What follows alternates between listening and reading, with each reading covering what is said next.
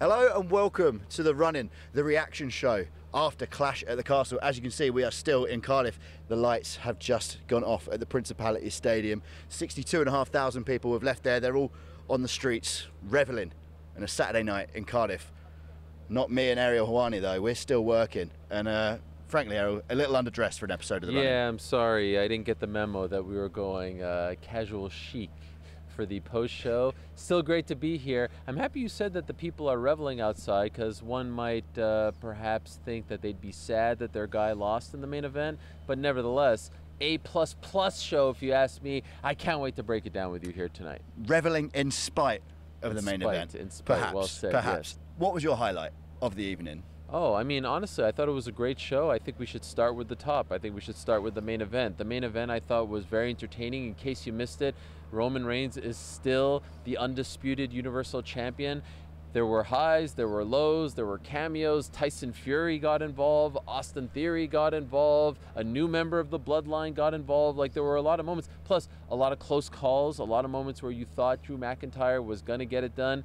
And unfortunately for our friend Drew McIntyre, he didn't get his SummerSlam 92 moment. He was very sad. We spoke to him afterwards. We could talk about that as well. Oh, so close to getting that. And you could tell, when I spoke to him afterwards, you could tell how much he wanted this. He wanted this so bad. When people talk about, oh, it's scripted, it's this and that, this guy wanted this. He wanted this just as much as winning the belt at WrestleMania. Unfortunately, he fell short.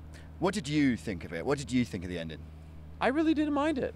I really think in this new Triple H era, it's important to have a dominant, established name at the top. And Roman Reigns is a dominant, established name. I say this with MMA all the time.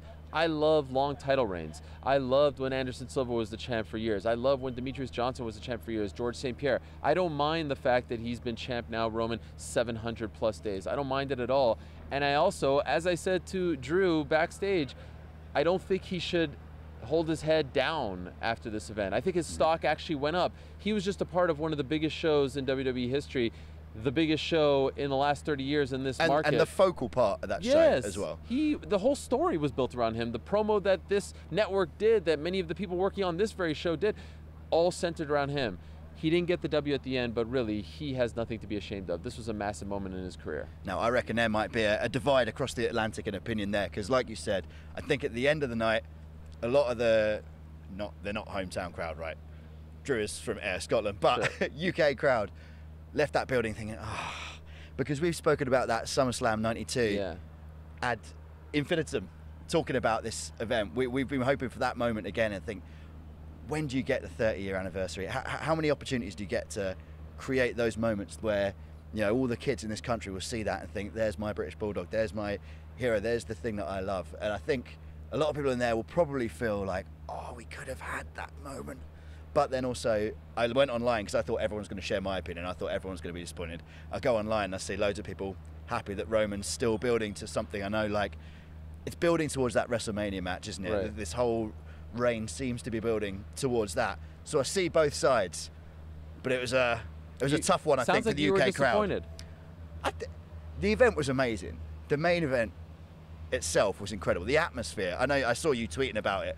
Oh, it was amazing. Just the atmosphere in there the entire evening, especially with the roof on. I think you can't account for just how incredible that stadium sounds. Yeah. You can have Wembley, but Wembley's got no roof. The noise would go straight out. That place with the roof on sounded so good. From the first match to the last match, Bayley getting that chant at the beginning of the night to Drew getting the chant at the end of the night. I just think, oh, we could have had that moment. Know. We could have had that moment. And when I saw Tyson coming out, you know, there's the veteran wrestling fan in me. I thought, oh God, what's going to happen here? What kind of chicanery is happening at the end? I thought for sure. Bosh. Yeah.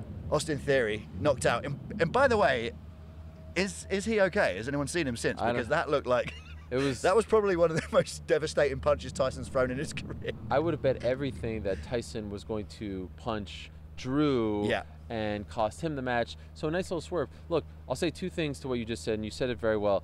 Wrestling is at its best when it's unpredictable, right? And so why do we love boxing? Why do we love MMA, things of that nature? We love it because we don't know what's going to happen. Leon Edwards, right? Who could have predicted that type of story unfolding? And so I think we all were sitting back and saying, oh yeah, of course Drew's going to win here, right? Were we though? Because it's not predictable that the guy who's been champ for 700 days is the winner. I thought this was going to be it. I really, if you would have asked me early, I mean, I freaking told him to his face that I was going to riot if he lost. I really thought this was all building to him being the guy. Now the question is, by the way, who is the guy, right? I don't think the guy is The Rock. As much as I want to see The Rock versus Roman Reigns at WrestleMania, I don't think The Rock goes over in that match because he's going to go back to Hollywood. Who is the guy? I'll also just say quickly about the crowd. I have often said that my hometown of Montreal is one of the best wrestling crowds of all time. They just gave Montreal a run for their money because what they were doing from start to finish, chants, singing Edge's entrance song, word for word, the whole thing was nothing short of amazing. Everyone in attendance, wherever they may be from, kudos to you. That was incredible. Yeah, I agree. I think because over the last year, we've been to all of the big events. We've ticked off the entire list, Survivor through to WrestleMania, SummerSlam, even Money in the Bank, the Royal Rumble. Nothing has sounded anything close to that. No, and the crowd was engaged. They were into everything. Just goes to show, A, you need the fans, right? There was a moment in the early days of the pandemic where we were almost convincing ourselves, like, oh, it's actually fun without the fans. Wrong. It's not fun without the fans. And when you have a hot crowd that was into it, and by the way, again, speaking of Drew, the crowd was behind him. Oh. They want, like, I hope this came across on television if you were watching at home. They were chanting for Drew like we were at, I was going to say like we were at Etihad Stadium, but Etihad is empty and no one chants there except for the Nottingham Forest fans. But if you were at, say, an Old Trafford or, an Arsenal match or something like that, True, Liverpool, etc., Anfield, you know the drill. Anyway, West Ham. They were into it and they were trying to will him to the top. It was very fun. I really, we can always sit back and nitpick this and that, but as far as this card is concerned, yes, there were no title switches, but there were a lot of memorable moments. Freaking Dominic turning on his dad. Yeah, well, that's the one you called. You've called that a few times, and now we've got it. Now we've got the possible WrestleMania storyline that you want, where the mask finally goes over. But they promised you in July. They said, it wasn't going to happen. They kayfabed me. They kayfabed you. But by the way, just going the back most clued up man, in his own opinion, in the business, and they kayfabed him.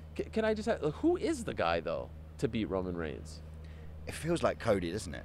But he's gone, and we don't actually know how long he's going to be gone for. I know people are, the second that show is over, everyone's like, right, Cody Royal Rumble, then WrestleMania done. But then that doesn't work because then you got The Rock. Right. Well, Triple H has just cut a promo on The Rock. So what's happening there? I think it's Cody. If it was up to you, let's just say. Also, Seth Rollins. God, I'd love to see it after our chat with him. I think there's a great story to be told there. By the way, I don't think this thing with Drew is done. No. Right? I think that there's, we had Solo make his debut, which I think is really interesting. You got a new member of the Bloodline. You got the stuff with Austin Theory, who's now 0 for 2, trying to cash in, which is really interesting. The Tyson stuff as well. So I really thought they booked a nice show, a nice, fun, clean show. This wasn't a glorified house show like some people thought it was going to be. To me, this was memorable. It was worth your time. And if you missed it, shame on you. Or you can watch it back on the BT Sport app. That's a great point. I should have said that. Yeah. Come on, market this better. BT Sport app, it's phenomenal. Go check it out. Also, go check out our post-match interviews with Liv Morgan, who retained her title, her SmackDown Women's title, beating Shayna Baszler. Also, Drew McIntyre was very emotional speaking to us, was really down about not getting the W. He actually said if this was maybe 3-4 years ago, he would have pulled a Bret Hart in Montreal in 1997, just breaking everything. But now he's able to take a step back and be a veteran and understand in a mature way that, it's not always going to go his way, but he was definitely down. He's still a top guy, though, isn't he? He's still a top guy. So it's just waiting for that moment where he gets to, like you mentioned in the previous show, sort of make up for winning the title in front of nobody. You still just want him to have that, because I know there's no sentiment in anything at the top level. There's no sentiment in any elite sport or sports entertainment.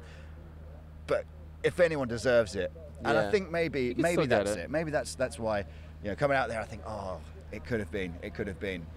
But still, he's got plenty of events to come. He's got a long career ahead of him. You mentioned no title switches earlier. Yeah.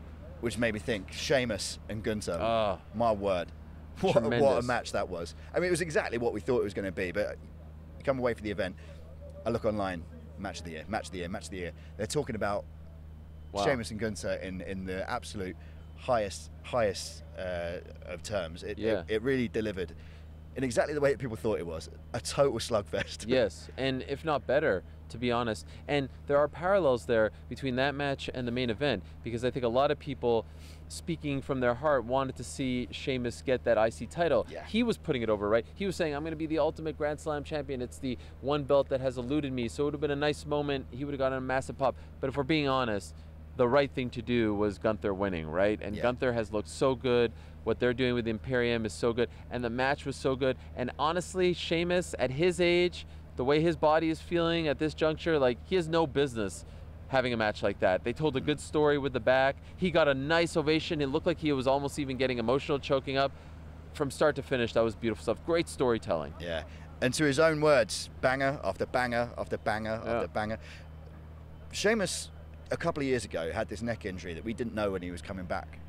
And since then, he's come back and he's been like the most physical guy on the roster. Him and Drew, to be fair, have repeatedly put themselves through matches similar to that. And I think that tonight felt like the top one. That felt like him going out all out because he knew this was the occasion. If there was ever one last banger he could have, it was there. And like you say, it did look like he was getting a little emotional. He's obviously got Butch and Ridge Holland with him.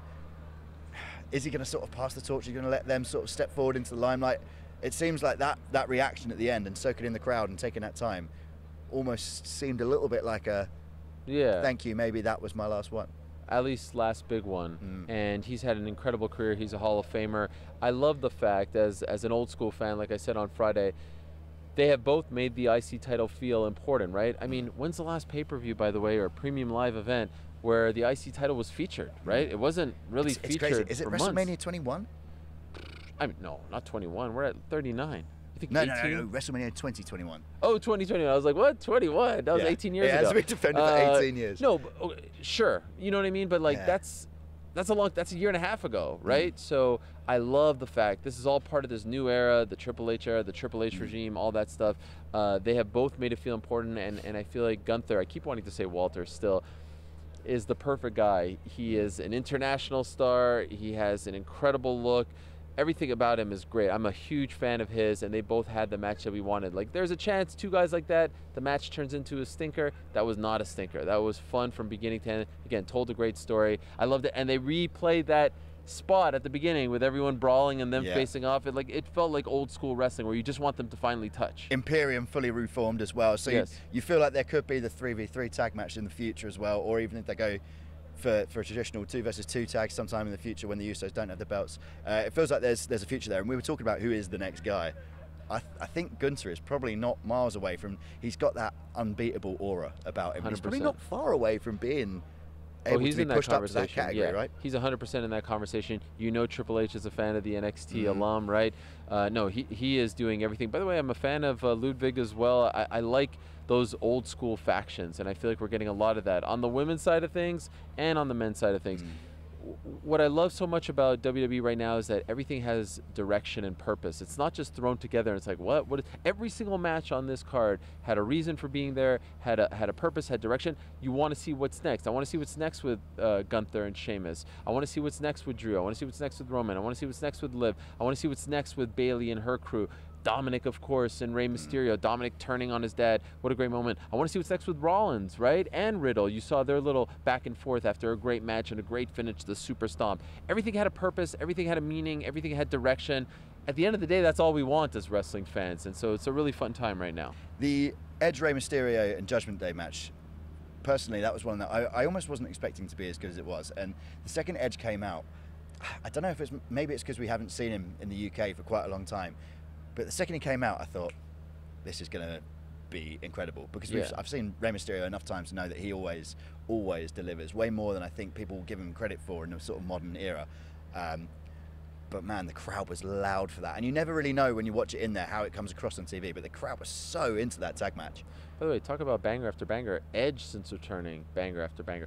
Other than the 619, not the best moment of his career, but I give him... I'd like to see you do one at his age. Listen, I give him brownie points for trying. It was damn impressive. No, it was great. And so let's talk, can we talk about the Dominic turn? Because this is something I've been asking for. I did some media earlier this week, and I was like, yes, I want to see them at WrestleMania. I don't know if we're going to see them at WrestleMania. It's September. That would be a very long build. We don't see that sort of thing. If I'm going to be the nitpicky, annoying internet wrestling fan. I can't be glowing this whole time, right? Because they're going to be called a shill and And that's just from me. Yeah. Not to mention the stuff you get online. I would have loved just a little bit longer, but I was watching it with our guy Rob in the stands. Great cameraman, has been doing tremendous stuff. Shout out to Rob, AP. Great job, guys.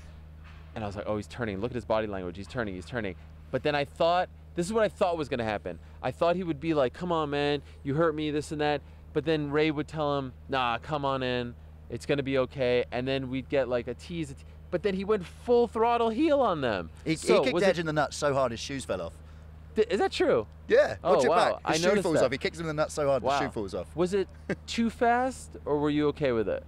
I'm okay with it. I think Dominic, and I don't think it's even a reflection on his ability. I don't think we know how good he can be, because when you're in that position where it's almost like his character is by definition in the shadow of his dad, right? He has to step out. He has to do something drastic. Otherwise, we're never going to know if he's going to be good or not. You can only sit around in it for so long, and I think, yeah, perfect. Hot crowd, do it there. It made a huge impact. Everyone was into it. I think that was Judgment the right Day time. were great, right? They were laughing. Oh, so funny. So you think he's going to join them? How good is Rhea in that role, by the way? Rhea's great. It's like she's the boss. She is like, she walks down in the middle and she just has so much more stage presence in that role than she ever had. I agree. And by the way, Dominic was great. Yeah. I think that was some of the best stuff Dominic's done since debuting. The clothesline that he hit his dad with was very intense. The shot to Edge's, lower area, intense. The look on his face, everything about him was great. And I was like, wow, sometimes some of these athletes, a different side of them comes out when they are heel, and maybe a more true side of themselves come out. I don't know, but I'm very intrigued. Like, yes, I would have waited a little longer, but if I'm being honest, this is fresh, it's fun again, and I'm curious to see where it goes. I would just love to see it culminate with them doing a thing at some point, if it's Mania, if it's not, whatever, where Ray, at some point he's going to come back, right? At some point he's going to be a face, and Ray gives him the mask, and then Ray sails off to the sunset. What a great end to his legendary career. Yeah. Let's talk about Bayley. Yeah. In that opening match, it was a hot opening match, and finished with Bayley pinning Bianca. So that seems to be leading to something there, and it's so good to see Bayley back. Just hearing the chant. I don't know if you've heard that one before. The hey, hey, Bayley. It's one we like here. Oh, yeah. We sing that from time to time. Yeah. But so good to see her back. She was talking about having her first proper comeback match, and that really felt like it. And straight in the main event or the title scene. Love what she's doing. Love what she's doing on the mic. Love what she's doing in the commentary booth. Love this new faction. Love her intensity. She's a great heel. She really is. When we were first introduced to her, she was just kind of like happy-go-lucky character, right? Now she's great in this role. I don't love the champion getting pinned, even though the belt isn't on the line. Again, if I could be nitpicky. Great match, though. Great story. And it was actually good to see Bianca not in a one-on-one singles match. Sometimes these, these 3-on-3 matches are kind of thrown together on the last Raw before a premium live event where they just want to get everyone involved. So you don't usually see them on a pay-per-view like this, or a premium live event, like this.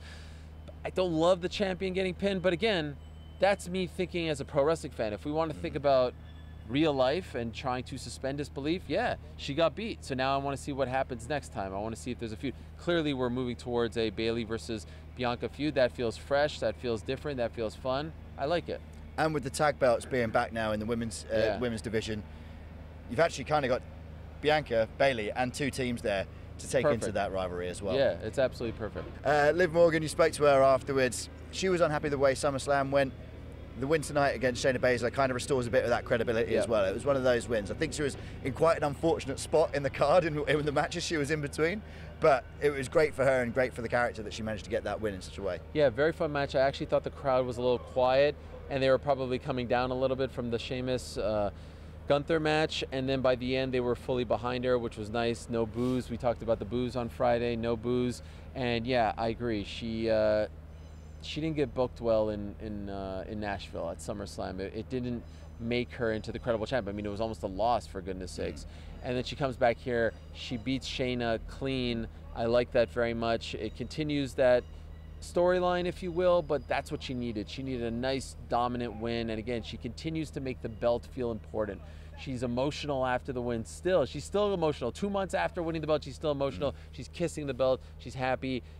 she still feels like the belt is important. She still feels like the belt is a big deal in her career. She says it's surreal that I'm still a champion, all that stuff. And again, I love this sort of thing because she's making the belt feel important. And now I'm curious what they do with her, because is Shayna going to continue? Is Ronda just came back? So they're going to. I would love to see, as much as I make comments about Ronda and whatnot, I think she deserves to get a clean win.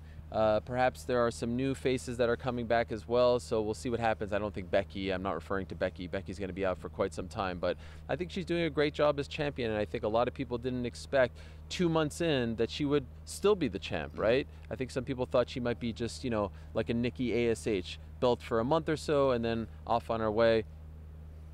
Well done, Liv. And by the way, Liv loved the pigeons in Cardiff. And she the said strawberries. The strawberries, the pigeons. Because we keep the stalks on the strawberries. Tremendous. Why do they do that?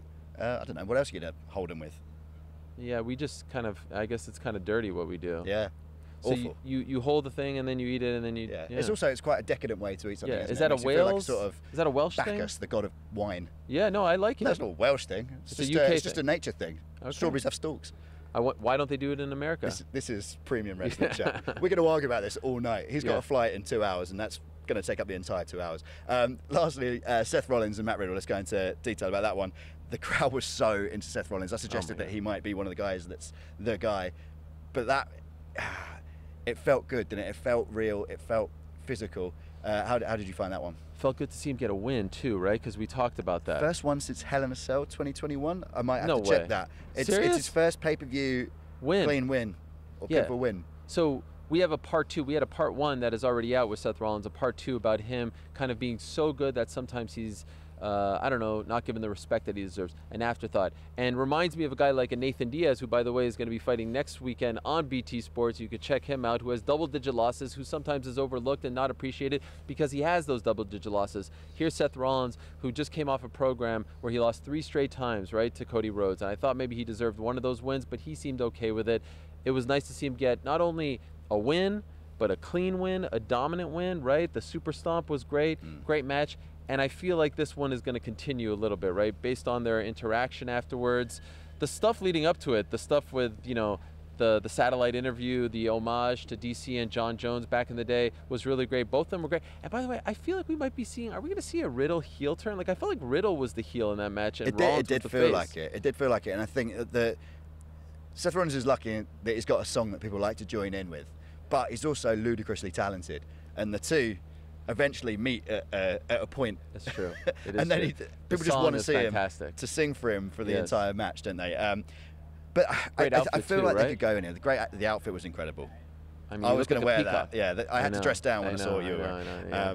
What do you think going forward? What do you think is the next thing going forward? We have to look at what's next for Roman, what's next for Seth, what's next for all these guys and girls on the card.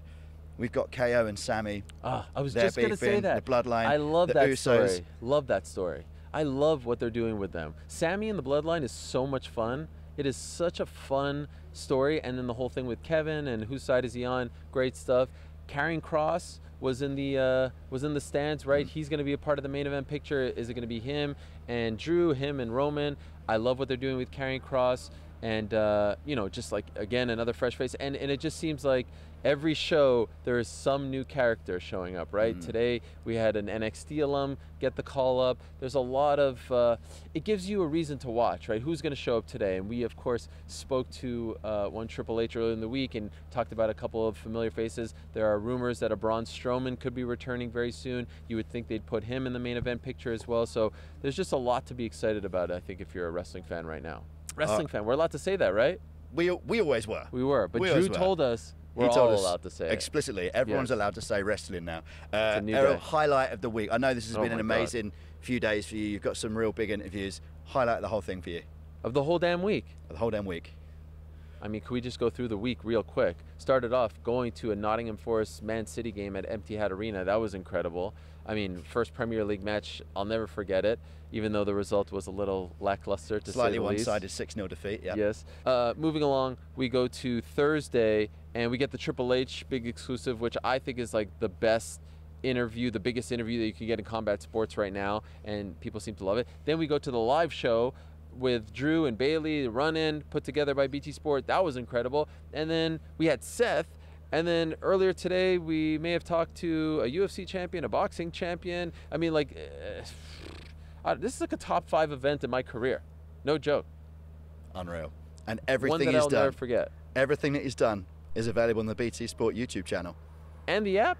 And the app. Yes. A very convenient like way it. to finish. Of course, we'll be back with the run-in next month. Thank you so much, Ariel. And that's goodbye from us in Cardiff.